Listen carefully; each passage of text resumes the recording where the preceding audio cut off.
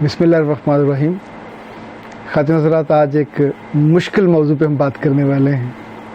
میں جن دنوں پنجاب یونیورسٹی میں پڑھ رہا تھا، پبلک ایڈمنسٹریشن میں ماسٹرز کر رہا تھا، تو رہائش میری اچھرا میں تھی، اور وہاں سے میں ہفتے میں ایک دن ڈرامہ آتا ہوتا تھا مستنصر تارڑ صاحب کا ہزاروں راستے، تو وہ دیکھنے کے لیے 1 نمبر ہاسٹل جاتا تھا. جب اس کی آخری قسط تھی، اس کو دیکھ کے میں ہاسٹل سے نکلا تو نہر سے میں واپس اچھلے جا رہا تھا. یہ لاہور کی وہ نہر ہے جو لاہور کا دل ہے. رات اس وقت 9 بجے ہوں گے، 9 ساڑھے 9 کا وقت تھا. اکیلا، اور یاماہا موٹر سائیکل تھا. اچانک میں نے محسوس کیا کہ میں تیز چلا رہا ہوں اور میری دونوں آنکھوں سے ٹپ ٹپ آنسو گر رہے ہیں.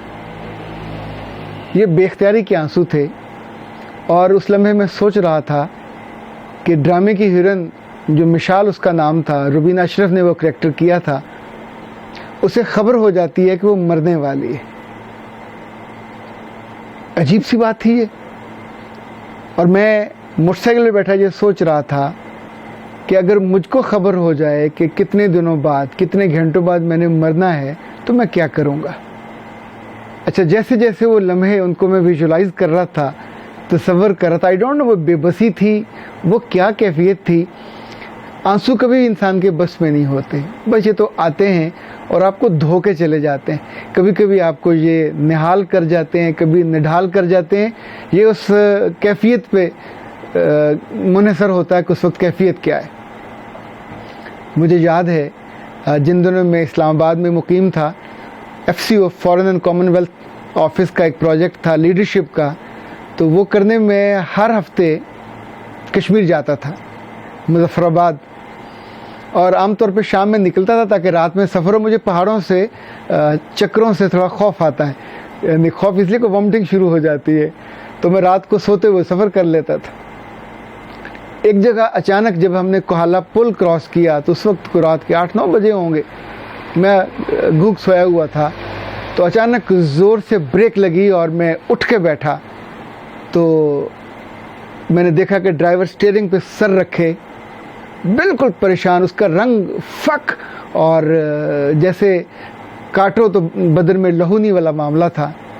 اور ہم صرف چند انچ کے فاصلے پہ تھے دریائے جہلم. اس کے کہیں آنکھ لگی اور گاڑی رب نے اس وقت وہاں سے رکوائی جہاں آگے حد شروع ہو جاتی تھی دریا کی. اچھا، وہاں پہنچے ریسٹ ہاؤس میں مظفر آباد، تو میں جا کے سو گیا. صبح اٹھا تو میں نے اپنے میزبان سے پوچھا کہ میرا ڈرائیور، اس کو کھانا وانا دو. اس نے کہا سر وہ تو صبح اٹھتے ہی اسلام آباد واپس چلا گیا، وہ ساری رات پاؤں کے بل بیٹھا رہا، ایک پل نہیں سو پایا. اس نے موت کو اتنے قریب سے دیکھا تھا کہ اس ڈر اور خوف سے وہ ساری خوشی اور سارا جو اطمینان تھا وہ رخصت ہو گیا کہ وہ زندہ ہے. اس کی خوشی اس کو نہیں ہوئی، وہ جو نہیں ہوا اس کا ڈر اس کو تھا. جو تیسرا واقعہ میں نے اپنی آنکھوں سے دیکھا، میری جو چھوٹی بہن ہے نوید، اس نے اسلامی یونیورسٹی بہاولپور میں اردو میں ماسٹرز کیا اور ٹاپ کیا.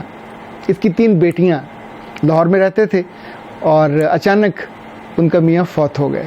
طالب بھائی ہمارے بہت ہمیں عزیز تھے. میں اس وقت نوائے وقت میں تھا اور ایک پروگرام چل رہا تھا جو سندھ سے ایک ڈیلیگیشن آیا ہوا تھا. خیر وہ چھوڑ کے میں گھر پہنچا. عیدی کی ہم نے ایمبولینس کروائی، اور سارے انتظامات کرنے کے بعد اگلے روز ہم صبح لاہور سے چشتیاں جانے کے لیے روانہ ہوئے جہاں ان کو دفن کرنا تھا. جب ہم نے اکاڑا کراس کیا تو میں نے گاڑی رکوائی. ایمبولینس تھی، عیدی کی، ہوٹر بج رہا تھا. تو ایک بیکری پہ جا کے میں نے بند لیے، جوس لیا، کباب لیے، جو جو وہاں دستیاب تھا. اب 3 بچیاں اور ایک ان کی والدہ، اور انہوں نے رات سے کچھ نہیں کھایا ہوا تھا. تو ساہیوال جاتے جاتے انہوں نے کچھ کھایا. تو پھر میں نے ڈٹے ڈٹے ان سے پوچھا، اور ہمارے درمیان میں طالب بھائی کی ڈیڈ باڈی پڑی تھی، برف میں لگی ہوئی تھی. تو میں نے ان سے کہا کہ طالب بھائی تم لوگوں سے بہت محبت کرتے تھے. انہوں نے کہا ہاں بالکل کرتے تھے. تو میں نے کہا کہ کل سے میں نے نوٹ کیا ہے کہ تم لوگوں کی آنکھوں میں ان کی موت کے بعد ایک آنسو بھی نہیں ہے. تو تب میری بہن نے جو جواب دیا وہ اس نے مجھے ہلا کے رکھ دیا. اس نے کہا بھائی ہمارے لیے تو زندگی ختم ہو گئی، کیسے جینا ہے، کہاں جینا ہے، کہاں رہنا ہے، سب اندھیرے میں ہے. आंसू हैं कि उमड़े चले आते हैं, पर ऐसे में अल्लाह के रसूल सल्लल्लाहु अलैहि वसल्लम की एक बात याद आती है।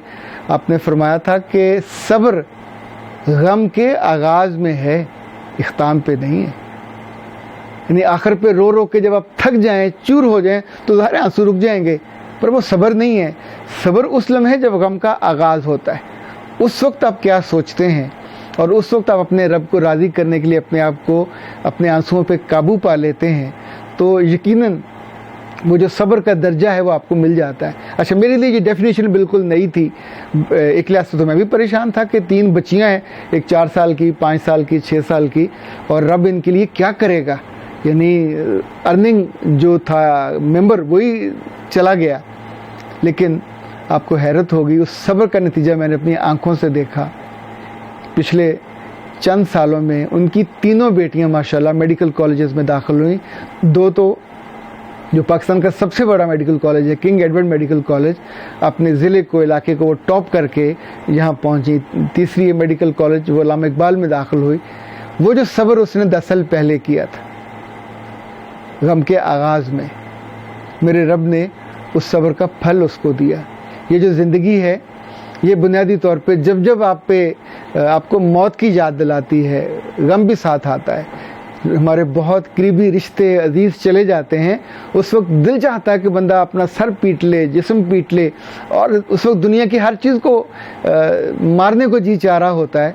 लेकिन वही लम्हा होता है जब आपको सब्र करना चाहिए और अपने रब के फ़ैसले पे। अल्लाह के रसूल सल्लल्लाहु अलैहि वसल्लम का जब बेटा इब्राहिम फौत हुआ तो आपने उसकी डेड बॉडी को हाथ में लिया, आंखों से आंसू रवा थे, तो किसी साहबी ने कहा आप भी रोते हैं? तो कहा कि ये मोहब्बत के आंसू हैं, दिल अल्लाह के फ़ैसले पे राज़ी है, लेकिन ये मोहब्बत है वो तो नहीं रुक पाती। अल्लाह हम सब के लिए ज़िंदगी में ये वक्त आता है, हमारे जितने भी प्यारे होते हैं, जो अजीज़ होते हैं, जिनसे हमें बहुत मोहब्बत होती है, वो हमारे हाथों से निकल जाते हैं। पहले बड़े रिश्ते जाते हैं, फिर छोटे जाते हैं, कभी कभी बिल्कुल अपने जो खून के टुकड़े हैं वो चले जाते हैं। कहना बहुत आसान है, पर जिस पे बीतती है उसके लिए बहुत मुश्किल है। पर सब्र मेरे रब ने कहा है, और वो सब्र करने वालों के साथ होता है। उस साथ को मैंने अपनी आंखों से देखा है, और जो उसको अपनी आंखों से देखना चाहे, जब मुश्किल आए, जब कोई मुसीबत की घड़ी आए, तो उसको अपने रब पे पूरा ईमान रखना चाहिए, पूरा यकीन रखना चाहिए। वो ज़िंदगी को ख़त्म नहीं करता, सिर्फ मुंतकिल करता है। अल्लाह खैर करे, जब हमारी वहाँ मुलाकात होगी हम तब भी आपको मुतमईन देखें, साबिर और शाकिर देखें, और ज़िंदगी भी आपकी इस नेमत से भरी रहे। इजाज़त दीजिए। अस्सलाम वालेकुम।